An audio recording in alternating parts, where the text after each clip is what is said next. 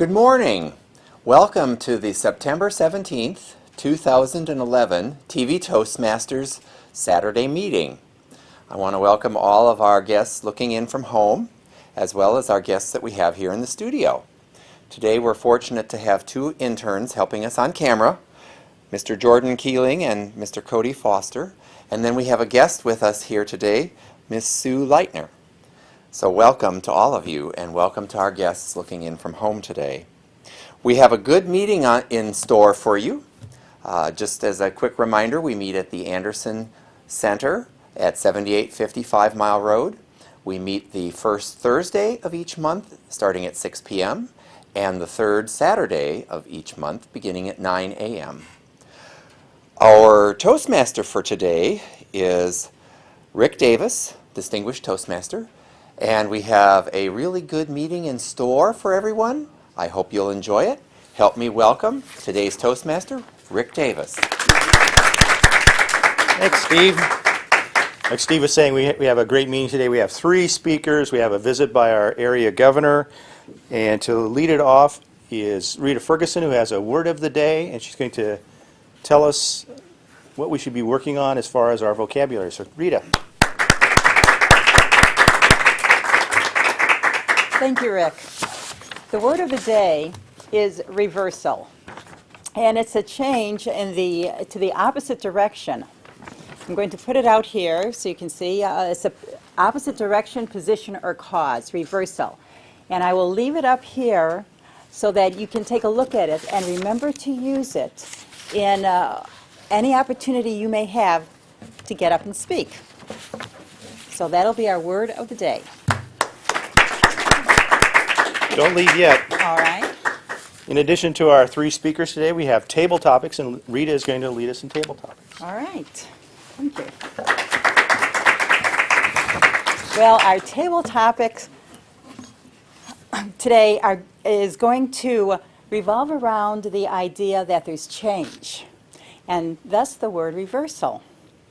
Because in law, a reversal also can mean that a higher court has changed what a lower court has done. It could also mean in wrestling, for example, a reversal is a maneuver in which the person who had the upper hand, now it has switched, and now the other person has the upper hand. Another example is the shoe is on the other foot. What one person has experienced, perhaps, and even had received some ridicule for, is now happening to the person that ridiculed him. So the oppressed becomes the oppressor. The victim has the upper hand. So as we start thinking about change, because change can happen very quickly, and it could happen sometimes with welcome or without. Sometimes it's kind of a bad thing, a reversal of fortune. So can you tell us about a time when you or someone you knew, or even a point in history, when there was a reversal of fortune, any kind of reversal, or the shoe is on the other foot? Darren.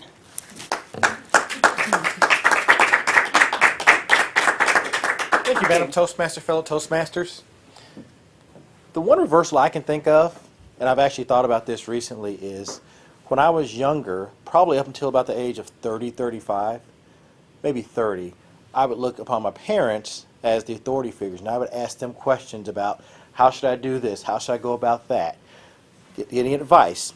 As they've gotten older, I've kind of seen that reversal in that, as I'm sure most of you have experienced this, as your parents get older, there's certain things that they actually become, they look up at you as the expert on, because you become more savvy from financial terms, maybe from a technology standpoint. But now I definitely see there's been a reversal in that, where I see them coming to me for advice more than I come to them for advice at this point. And I don't know when that occurs. It's just that one day, at some point, you wake up and you realize the tables have turned. And now, I think, in some respects, you know, your parents take care of you when you're young. But if you're lucky enough that your parents live that long, at some point, you will actually take care of them more than they take care of you. And I think that's a very interesting dynamic. And that's something that it's very strange when you first realize that. but I think it's something that all of us have probably seen. But it's very interesting when you think about it, that your parents actually need you in some aspects more than you need them once they reach a certain point in life. So, and I'm looking forward to hopefully being there for them. Thank you, Darren. Yes, that's exactly right. One of these days, my daughters better be taking care of me. Another type of reversal is creating a Frankenstein. Sometimes we create something, or we invent something, or we do something, and it backfires. It's not what we had expected. It boomerangs. We sometimes think we're going to set a web, and we set it for ourselves. We get caught in something, something unexpected. Steve, can you tell us about a time when you may have unintentionally created a Frankenstein?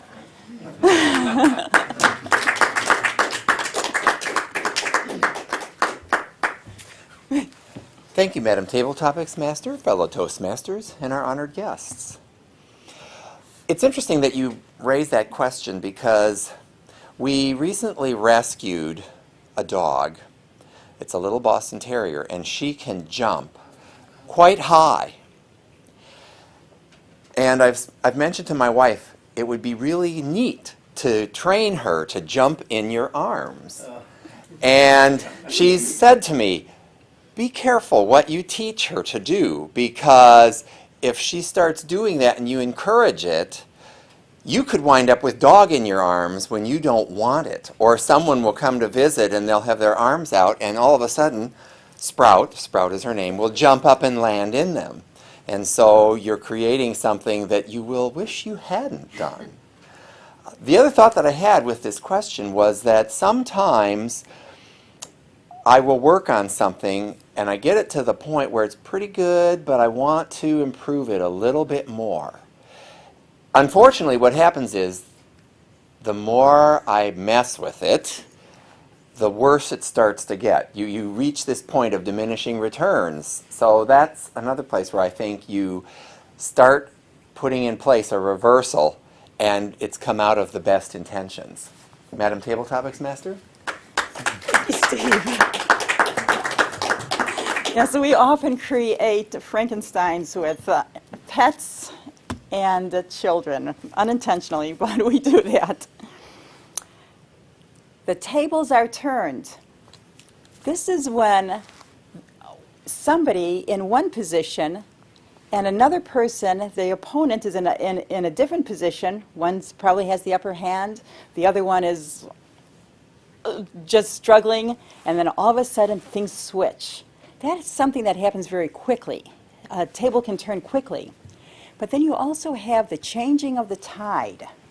And tide does not change quickly.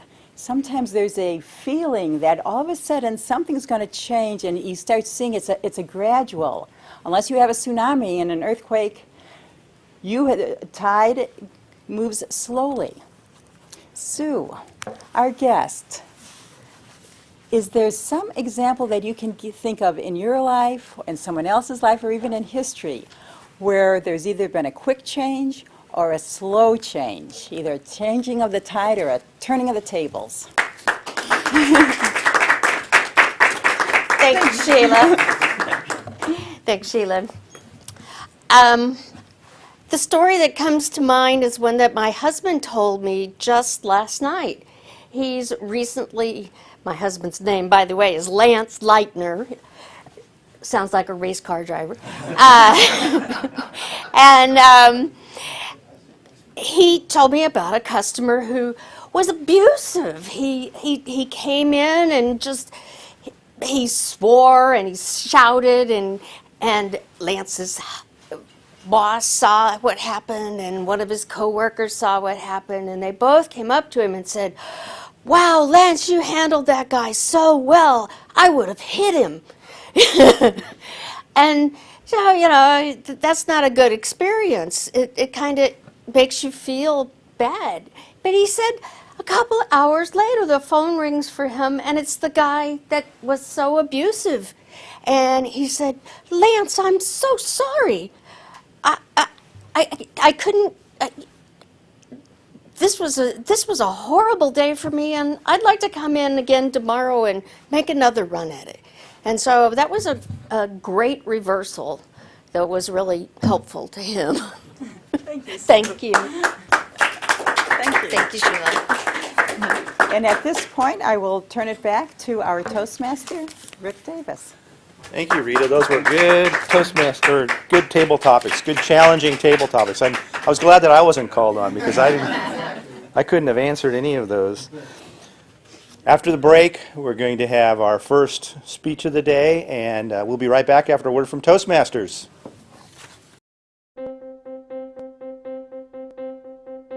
Name an effective political leader in history who couldn't speak well.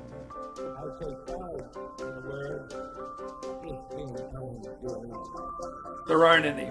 Because when it comes to a disease, Freedom requires leadership, and leadership requires oratory. You have to speak to be heard. I have a dream. It's all about personal growth and guts.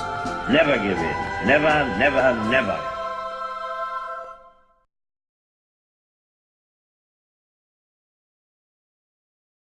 Welcome back. Our first speech of the day is by Michelle Hennekes. She is our current Vice President of Education and previously served as Sergeant at Arms, and she's been a member of TV Toastmasters since December of 2009. She's currently working on speech number 6, and the title of her speech is Trick or Treat. Michelle Hennekes. Thank you. Trick or treat. I couldn't wait to say those words as a kid. Halloween was practically one of my favorite days of the year. Pretty much started planning my costume in mid-July, and the entire week up to the 31st, I'd wear it so I could be in character. There was the year Bugs Bunny, strawberry shortcake, the punk rocker, and even a creepy green-faced goblin. My family had many traditions that we celebrated on an annual basis related to Halloween. There was the bonfires, the carving of the pumpkins, the roasting of the pumpkin seeds, and every year my sister and brother and I would map out our trick-or-treat route to make sure we hit all the houses that gave out the best candy. And when the 31st finally arrived, it seemed like an eternity before we were allowed to dart out the door to go from house to house and begin our journey to sugar comatose. So you have the trick-or-treating, the costumes, the jack-o'-lanterns, so many symbols, so many traditions associated with Halloween. But do we even really know why we celebrate it? All too often with customs, traditions, and celebrations, we don't really know why we do them. We just do them because we're supposed to. Well, that's what I figured out with Halloween. If you go around and ask people, do you know where it came from? Do you know the history and the origin of Halloween? Be surprised that most people don't. Do you? I truthfully, honestly thought it began in Mexico because I had always heard about the Day of the Dead, but boy was I wrong. Thousands of years ago, there was a tribe in Ireland and northern France called the Celts. And their livelihood revolved around the sowing of their crops and the harvesting of their crops. So on October 31st, they believed that this marked the end of the summer and that November was the beginning of the winter. And because winter was cold and dark, they associated it with death. So on the eve of this new year, they celebrated a festival called Samhain. Samhain was the Lord of Death.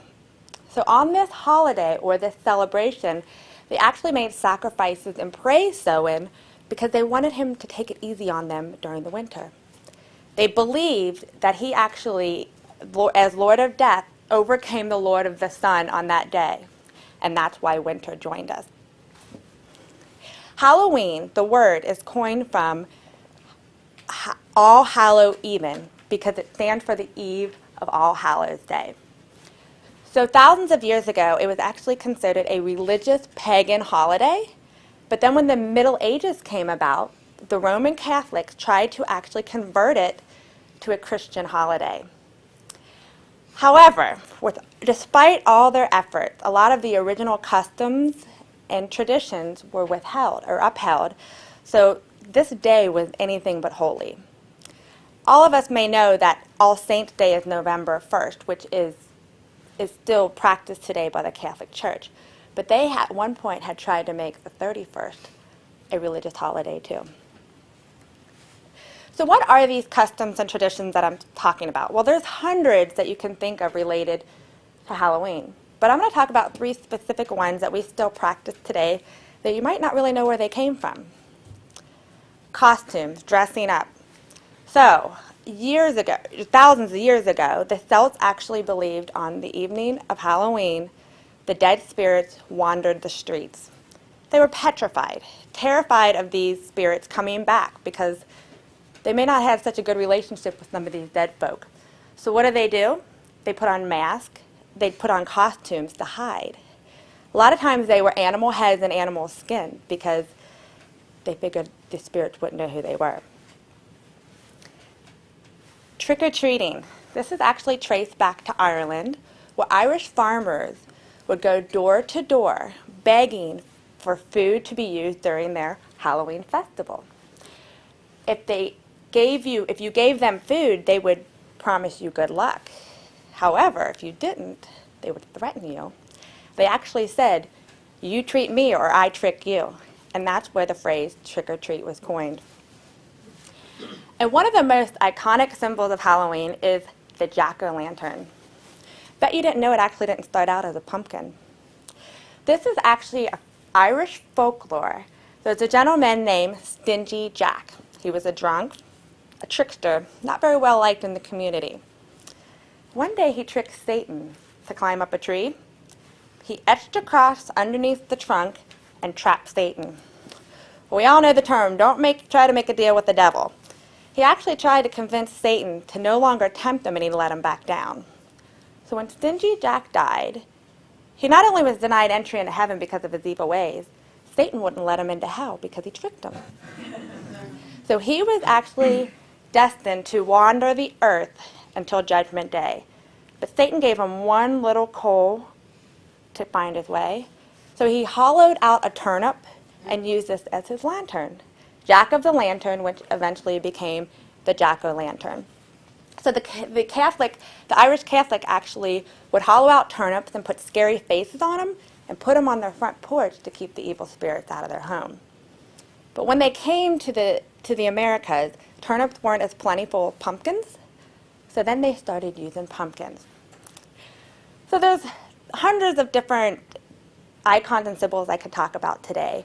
But I think what my point is that although many associate Halloween with evil, it actually didn't stem from evil itself. It came from a group called the Celts that were practicing and celebrating a new year, and it also came from the medieval prayer rituals. So, in my mind, Halloween's a bit of a mix between trick and treat. Thank you very much.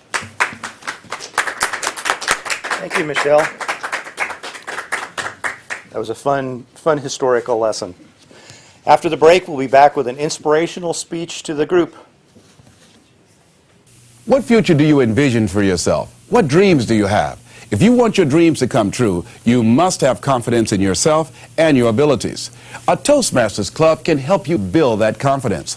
A low-cost learning experience for men and women. Toastmasters shows you how to express yourself clearly and effectively. Make your dreams a reality. Join a Toastmasters Club.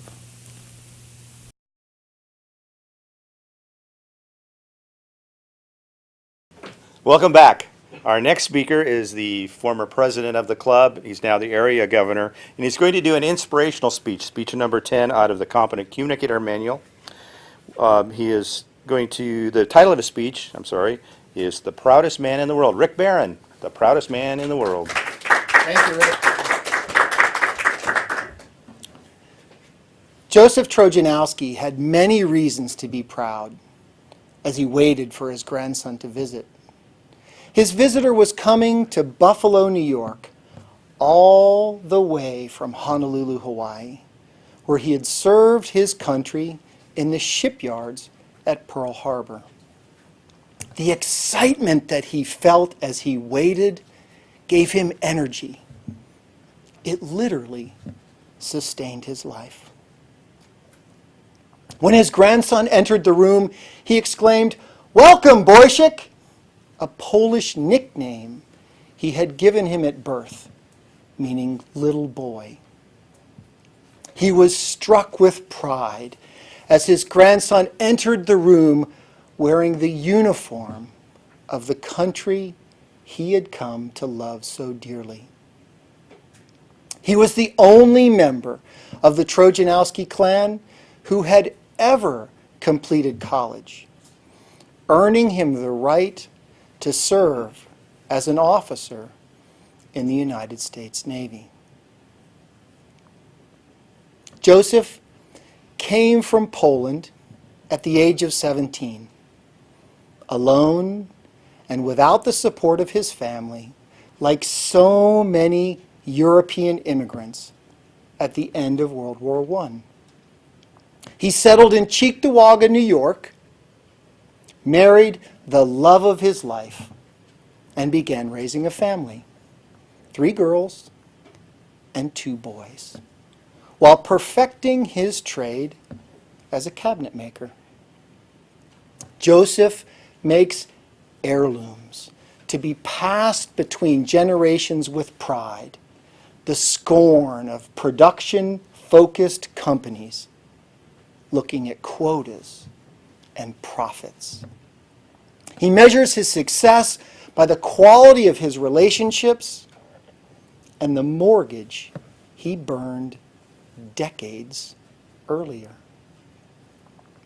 He's a proud, hard-working man who's grateful for the blessings that he received. His thoughts return to his grandson as they begin to reminisce about some of the events from their past. They think about all those times when his grandson had come to visit him to work on a Boy Scout merit badge the next day, helping him earn the rank of Eagle Scout.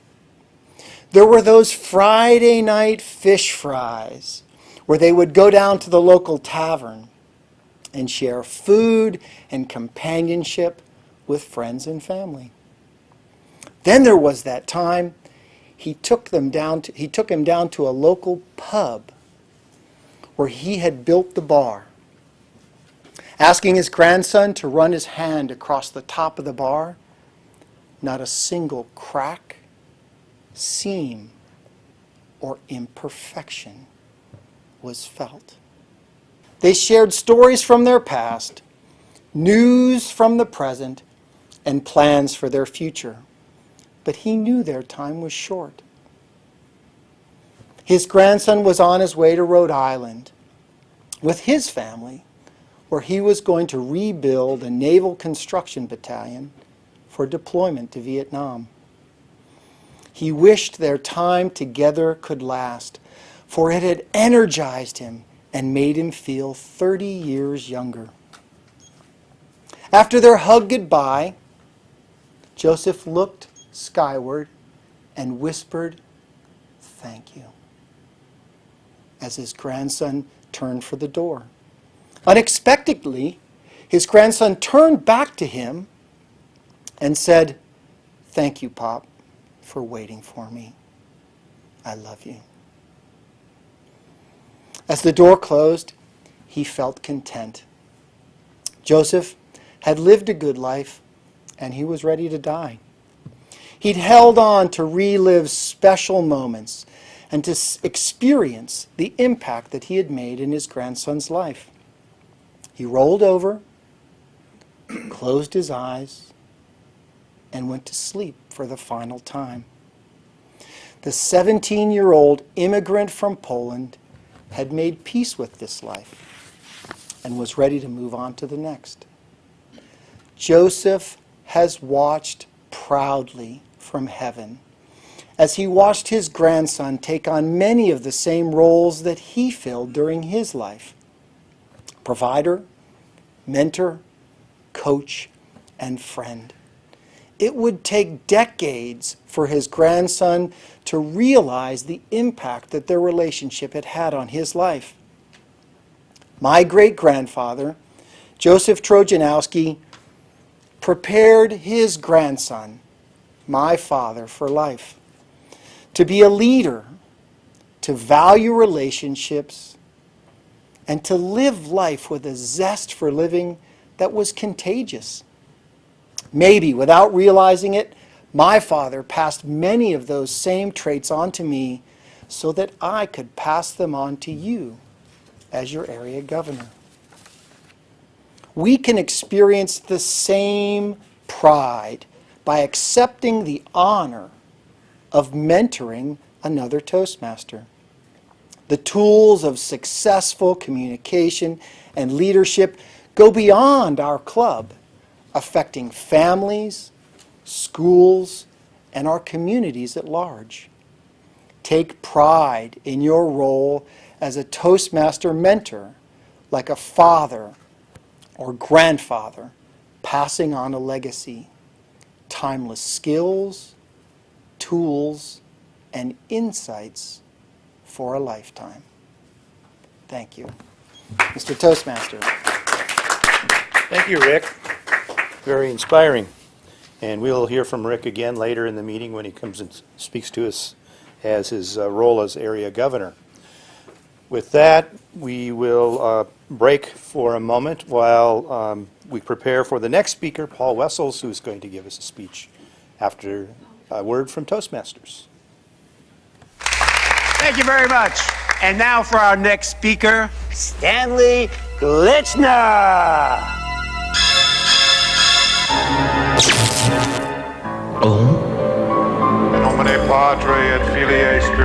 Speaking in public doesn't have to be a death sentence. At Toastmasters, we can help you overcome your fears.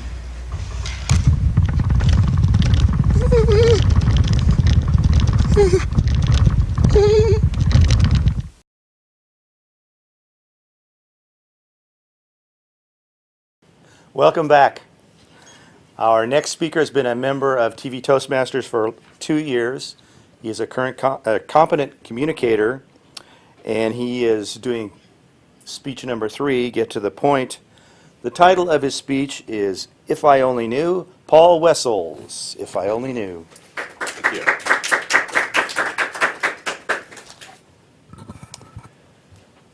I attended my high school reunion last night, so hopefully I don't look too tired. It was, it's hard to believe, but it's been 30 years. I graduated in 1981.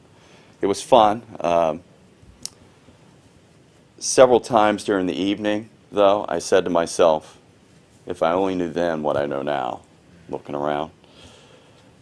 The reunion got me thinking about the Tabletopics contest that we had here at Toastmasters last month.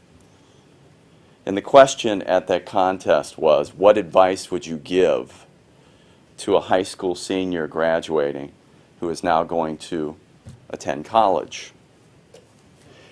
I thought I'd throw my 2 cents in there. So if you're out there clicking through the channels and you happen to be in college or going to attend college, you may want to stop.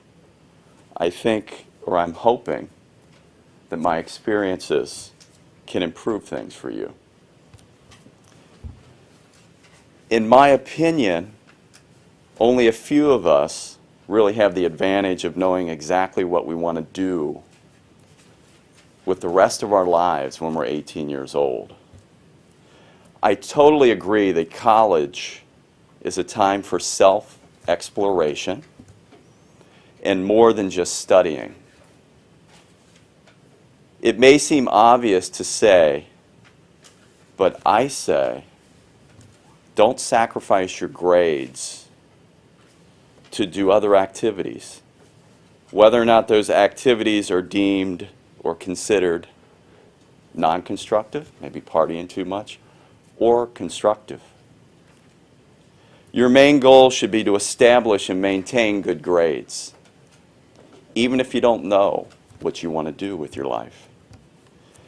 In my opinion, you have to keep the end game in mind in college. I'm assuming that you're attending a college to learn the skills and credentials to actually get a job. Yes, the employer is going to look at the whole you during the interview process, and grades are definitely not everything. I don't necessarily agree with the way it is, yet, in my opinion, without good grades, you won't even get certain interviews. You won't even be put on the playing field to show your stuff. You have to take the question of good grades out of the equation. Good grades, in my opinion, should be a given starting point, particularly if you're in a competitive field. This talk is specifically about actions that other students were performing around me when I was in college that I never really gave much thought to at the time. Yet looking back, I speculate it may have given them a real edge in getting good grades that I didn't have. First, study the professor. In addition to studying the subject matter, like everybody else, some students studied the professor as well. Like anyone, professors tend to fall into habitual patterns. Many professors have obligations to research and other activities in addition to teaching. Some students learned that each professor established a lesson plan and tended to stick to that lesson plan. This means emphasizing the same points on a given subject and asking the same questions on exams. Knowing professors' patterns helps students save precious time and gave them the edge on tests. Second, students tapped into experience. I noticed, way back when, that some students went out of their way to make friends or even date other students who were a year or two ahead of them in the same field of study. The older students had no skin in the game with respect to competing for grades with the younger students. They provided a wealth of information about professors, what professors to take, what ideas those professors focused on, and what questions those professors asked on exams. And third, way back when, I noticed that many students form strategic study groups. It seems reasonable to say that everyone in your class is basically your competitor. Students benefited by joining or forming a study group with a few selected classmates to handle the large amount of material and face the fast pace of the schoolwork. I observed that the best groups were those populated by students with different synergistic and balanced strengths.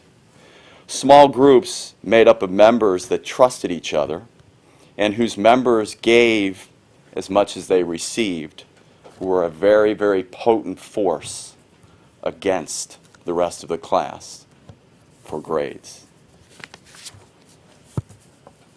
The whole college experience is much more than producing good grades. Yet please, if you're out there and you're attending college or you're in college now, please be aware of the following actions being performed by your classmates. One, you may not see it, but those students, your classmates, your competitors, are studying professors in addition to the subject matter. Professors, like anyone else, are creatures of habit, and they are using that to their advantage. Two, your students, your classmates, they're tapping into the experience of older students who have no competitive skin in your game, yet they're providing the younger students, your competitors, your classmates, with a wealth of valuable information. And finally, three, it may not be fair, you may not see it, but it's happening. your classmates are forming strategic study groups to pool resources and gain real competitive advantage against the rest of the class, including you. So if I only knew then what I know now, but now you know.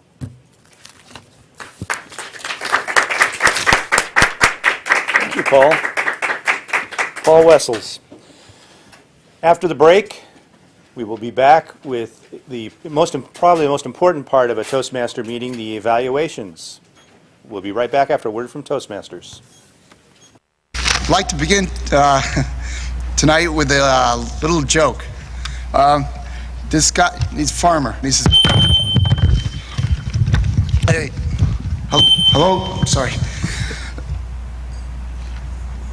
But seriously, folks. Speaking in public is no joke. Farmer says, doctor says, chicken says. For help, call Toastmasters, the public speaking support group. The chicken.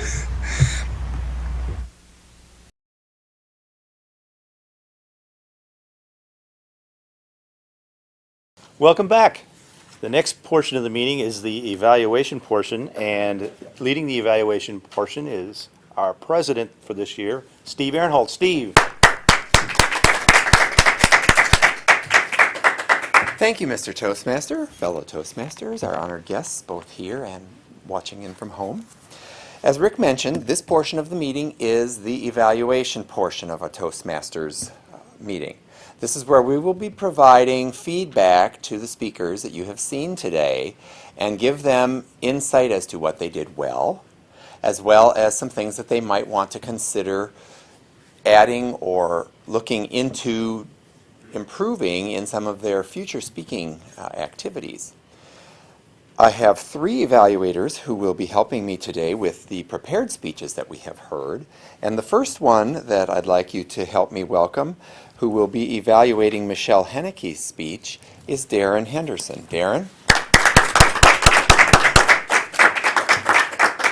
Thank you, Mr. Junior Evaluator, fellow Toastmasters, and especially Michelle.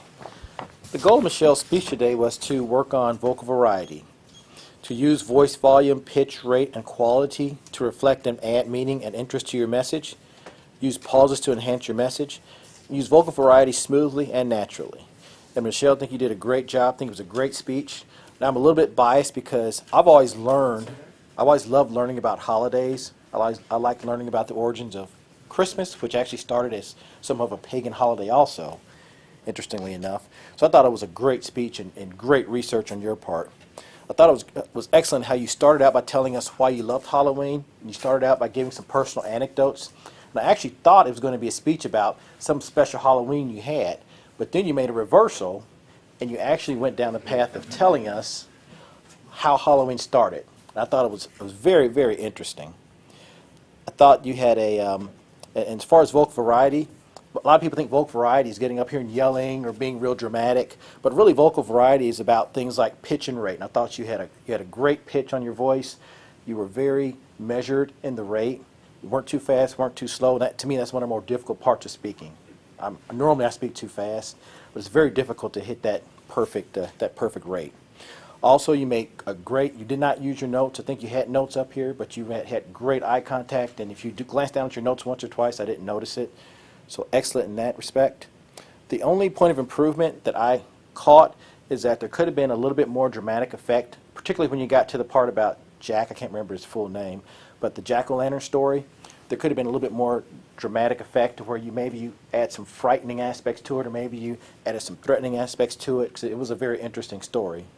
But other than that, I thought it was a great speech overall, very entertaining, good content as well as good delivery, and look forward to your next speech. Thank you.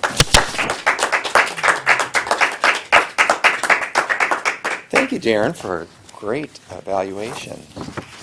Our next evaluator is Steve Ahrenholz, who is going to be evaluating Rick Barron's speech entitled The Proudest Man in the World. Rick's speech, oh, I'm sorry.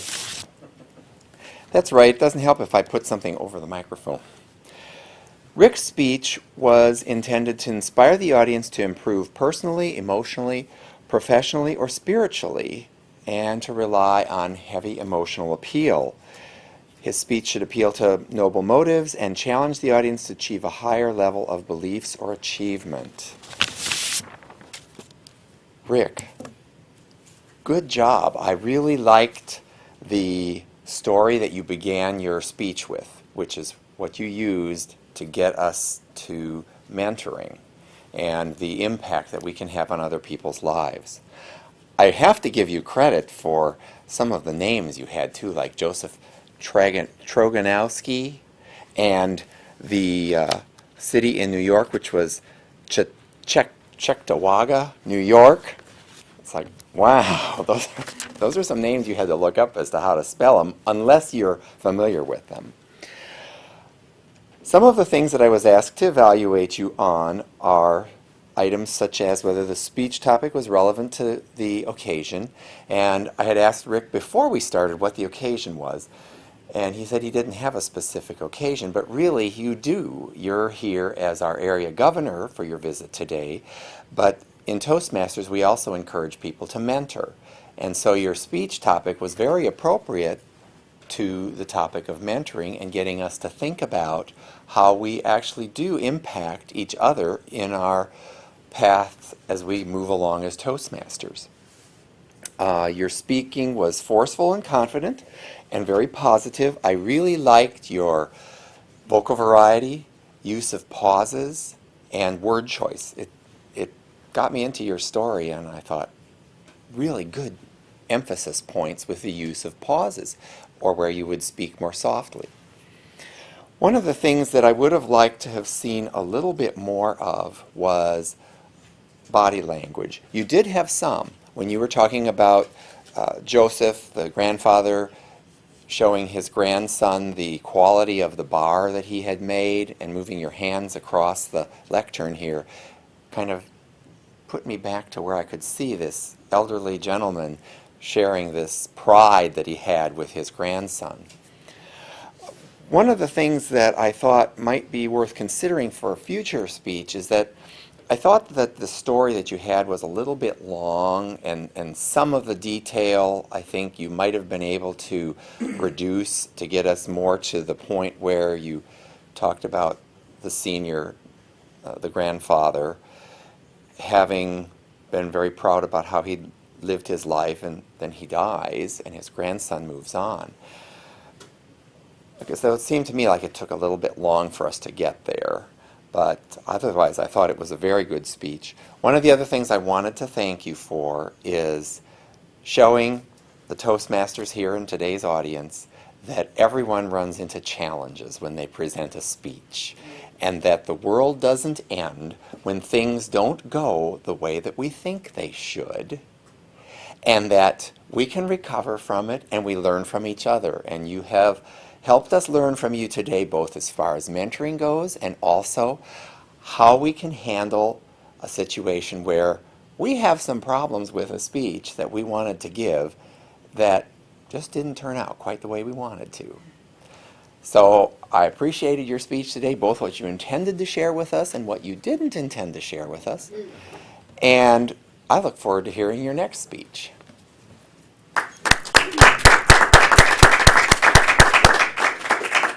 I feel kind of weird applauding there because I'm the one that did the evaluation, and I'm really to evaluate the evaluators, so what will I talk about for myself? Our next evaluator will be giving us, I have to find it here. Our next evaluator will be giving us her perspective of Paul Wessels' speech. Help me welcome Michelle Hennekes. Michelle? Thank you, Mr. Rita. Mr. General Evaluator, studio audience, guests at home, and especially Paul. So Paul, your speech today was, you were supposed to get to the point. Your objectives were to come across with a general and specific purpose, to organize your speech to achieve the purposes, ensure the beginning, body, and conclusions reinforce the purpose, project sincerity and conviction, and control your nervousness, and strive not to use your notes. So this speech today had a very, very clear general and specific purpose. Your general purpose was don't sacrifice your grades, and your specific purpose is you gave 3 concise ways to not sacrifice your grades, which are study the professor, tap into experience, and form strategic study groups. I have to say, I love how you addressed the audience and said, stop and listen to me. I've got some great advice, because I think everyone here can relate to the fact that if I only knew it, if I only would have known what I know now, we'd be in a much better place. So I think it's great advice. You were very, very specific. I really liked how you referenced last night. You went to your high school reunion. I think you brought a very personal aspect into it. And you gave us some simple advice, but it was very sound. And sometimes simple advice is so simple that you kind of overlook it. So I think it was great advice to those getting ready to go into school. An area that you could improve upon was driving not to use your notes. You did mention earlier that you had a long week, and we all have those weeks and just don't necessarily have the time to put into rehearsing. But I have to say, by using your notes, you didn't get caught up, and you really really controlled your composure, your nervousness, and you had composure. So as far as using your notes, you did a really good job at doing it. And I really liked how you recapped your purposes. So you went into each specific purpose, and then at the end you recapped them. And then you tied back the "If I Only Had Known" title into the closing. So I really thought you did a nice job at that. So thank you, Paul.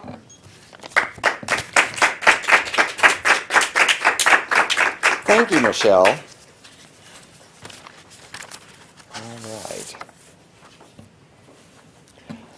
Our grammarian and counter that is going to give us some insight today as to how well we have done at using the word of the day, which is reversal, as well as pointing out some of the crutches and grammatical errors that we may have used during our meeting today, is Rita Ferguson. And help me welcome Rita.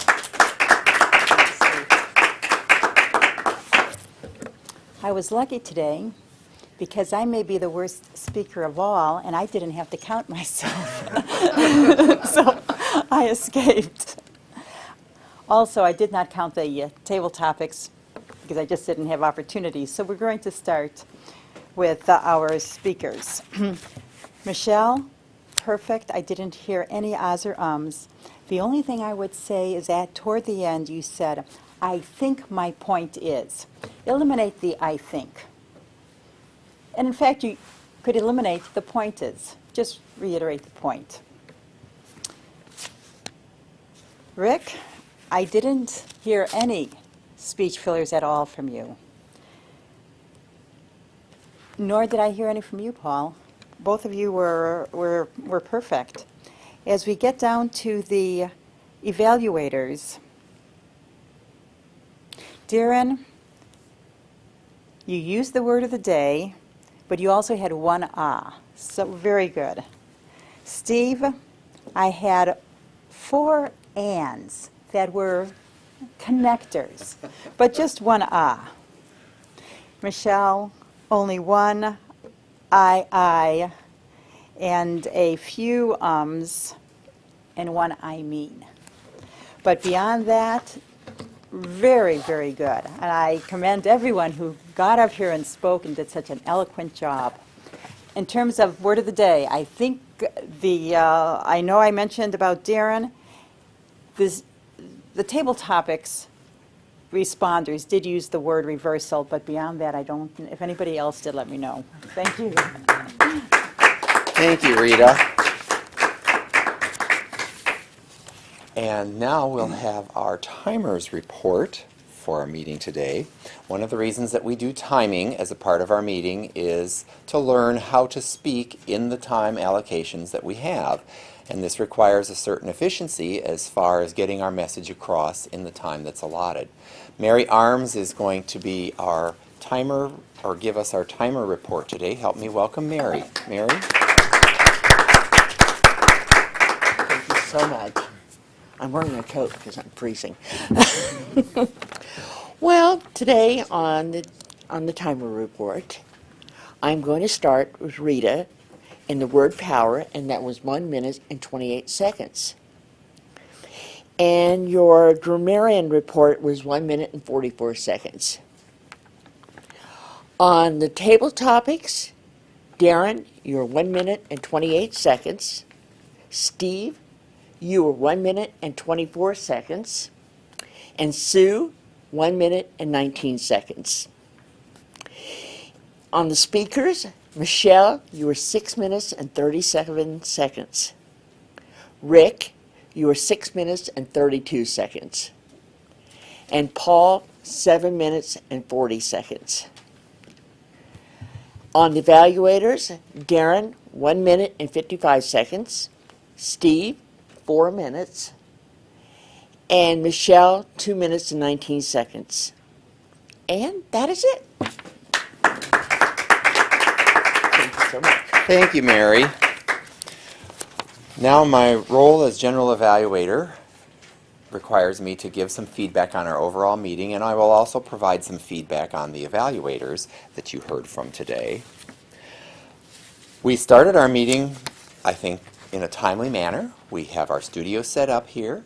We had a good transition of the lectern between the speakers who came up here, and we had a few people who filled in roles that we hadn't had assigned before we started today, and that all went very smoothly, so I want to congratulate you all on doing a really good job with helping me as a general evaluator, and I was missing some participants in my evaluation team, so I appreciate all of you for stepping up and helping.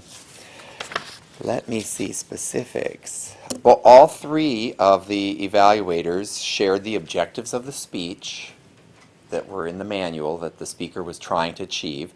And that's really good because sometimes I've seen evaluators give an evaluation and we don't really know what they're evaluating against. So this is real helpful both for the Toastmasters who are here as well as people who may not be familiar with this evaluation process that we do here in Toastmasters. Darren, you gave some good specific feedback. I always appreciate that. I tend to talk too fast too, so I can relate to that. I'm not going to talk about myself, so you're going to have to just give me a pass for that. Michelle, also a very good evaluation of Paul's speech, and I thought one of the things I really liked that you pointed out was not to underestimate the value of simplicity, because I think that was a point that I picked up on there. Rita, thank you for filling in as grammarian and accounter. I know that you had other things where you couldn't do that, but I think you did a real good job in your table topics, and I didn't catch anything as far as ahs or crutches. You caught me with my ands that I use for run-on sentences, which I do when I write too. One of the suggestions that I would have as far as table topics is to ask your question and then identify who you're going to ask to respond. One of the people you called up, you had actually asked them and then you gave us the question that they would respond to. If you ask the question first, it keeps everyone thinking about it before you identify who is going to be the one that's going to have to respond. Mary, thank you for timing. Good job. And I'm going to turn it back to our Toastmaster for today, Rick Davis. Thank you, Steve. Hi, I think we had a great meeting today. We were handicapped in that Carol Cormelink is in Florida, so we had a Carol-less meeting today. We survived, we thrived, and everyone was able to carry on, so we're looking forward to having Carol back here real soon. I'm going to turn the meeting back to our president, Steve Ahrenholz, who will close out the meeting. Steve?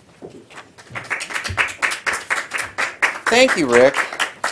Let's have a round of applause for our Toastmaster today, Rick Davis. Thank you for a good job.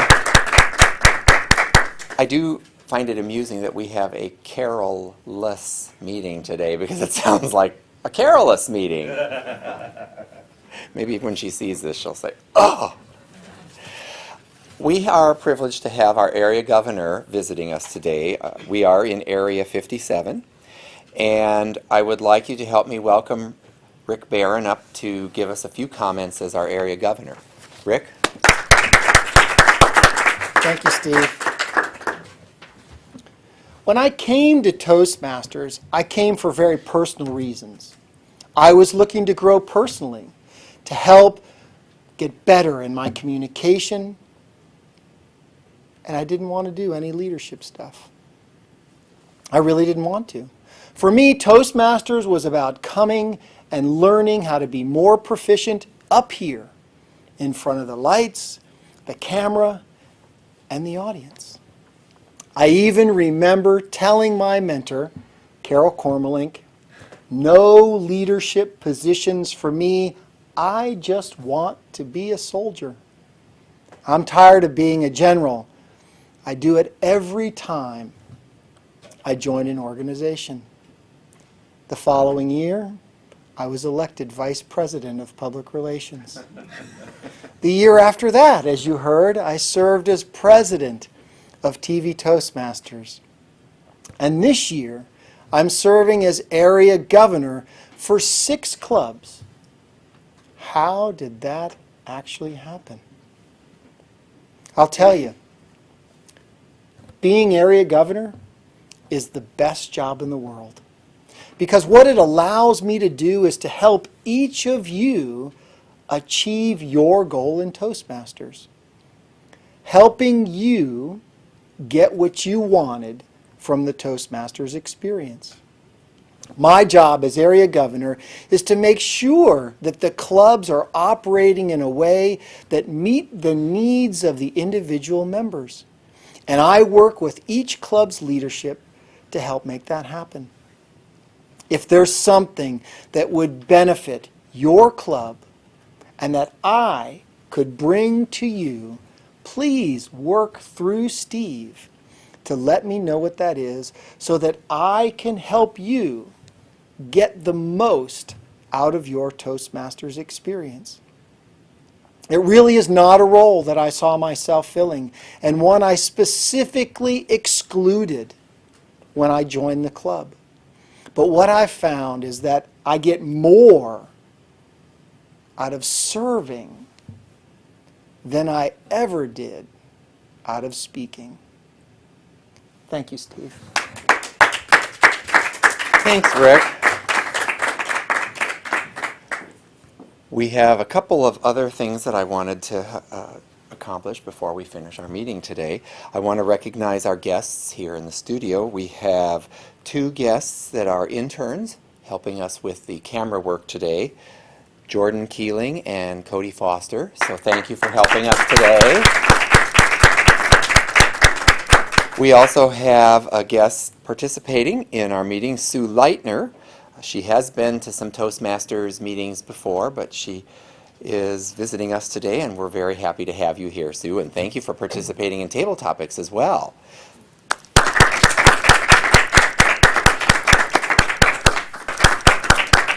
Please come back. Yeah, call me, email me.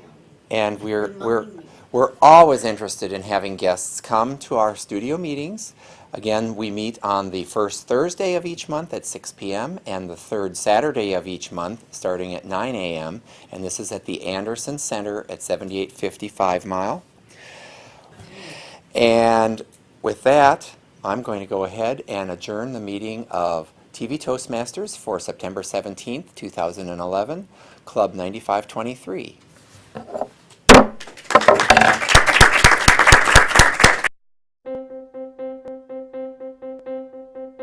Name an effective political leader in history who couldn't speak well.